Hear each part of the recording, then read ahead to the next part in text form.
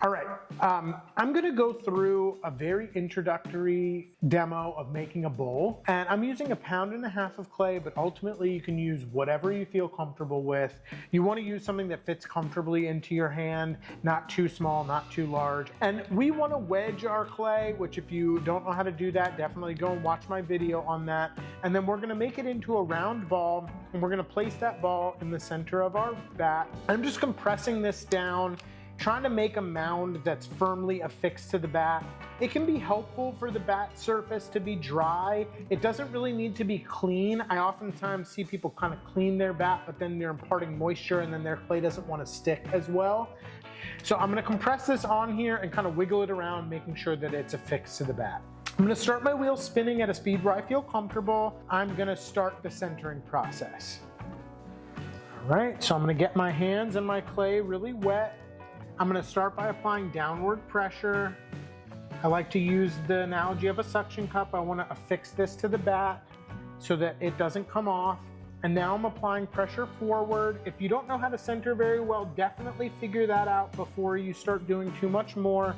I have a couple videos on centering. You can go back and look at those too. But we want sort of a hockey puck proportion where the center point is the high point.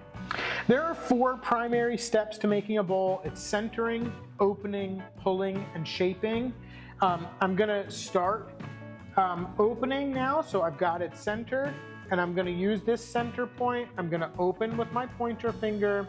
The key to what I think is a good bowl starts at the opening of the pot. I wanna make a conical opening that goes from the center all the way out to the widest part of my centered mass.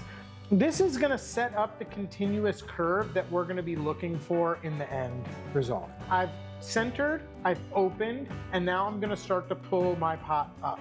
When I'm pulling, I like to pretend that my hand is in a mitten, my fingers are together, my thumb is separate. They're resting, my fingers are on the inside, my thumb is on the outside. I'm gonna bring my sponge in on this side and I'm pushing in at the base of the outside. I'm gonna sort of create what I think should be the right dimension for the base of my pot. If you don't know what that is, that's okay. Just push in a little bit, and then as you get better at this, you'll know where you'd like it to be. So I'm pushing in and now I'm starting to pull up. I'm going slow enough that my clay makes a full rotation for every level that I go up.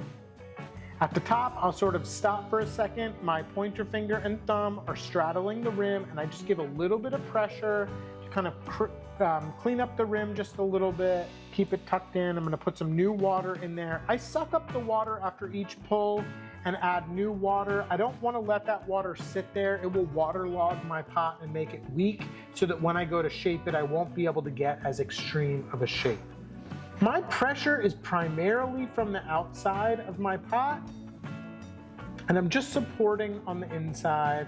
I'm letting the centripetal force naturally take this out into a V shape, but my interior is still rounded on the inside. I haven't brought my inside hand out to match my outside hand, so I haven't changed that gentle opening that I started with. All right, so I have one more pull to make.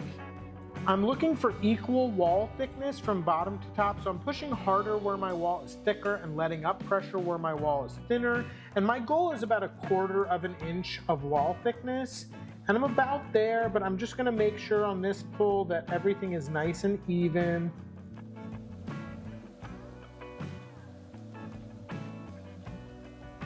So now we've centered our clay, we've opened our clay, and now we pulled our clay, and now we're gonna shape our pot. When I teach beginners to shape or to make a bowl, I always teach them to shape with their hands. The only tool I'm really using is a sponge right now. I will use a wooden knife tool at the end, but I'm starting with my middle finger in the bottom center of the pot, and I'm slowly sweeping out. I'm supporting from the outside now. My hands are going in the same general motion as before, but my pressure is coming from the inside this time. Moving nice and slow, allowing my clay to make a full rotation as I travel up the wall. Still sucking up the moisture from the inside, laying some new moisture in. I'm looking at the outside profile of my pot and I know that I want it to come out a little bit more.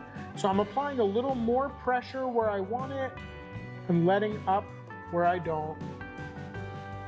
Centripetal force is pulling this out, like I mentioned before, and so we want to do this slowly over time. If we go too far, it's very difficult to take it back.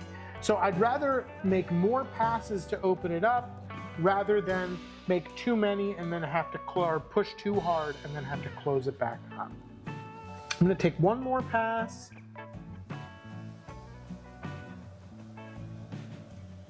Okay, so I'm really happy with the shape now. I'm gonna suck up all the moisture from the inside. And the last thing that I'm gonna do is I'm gonna create an undercut at the base of my pot. So I'm just holding my wooden knife tool and then I'm using the acute angle of my wooden knife tool to remove a little V-shaped groove at the base of my pot. It will make it easier for me to wire this off later in the process. I don't wire them off right away because my clay is really soft and I don't want to distort it. So I will just keep this on the back.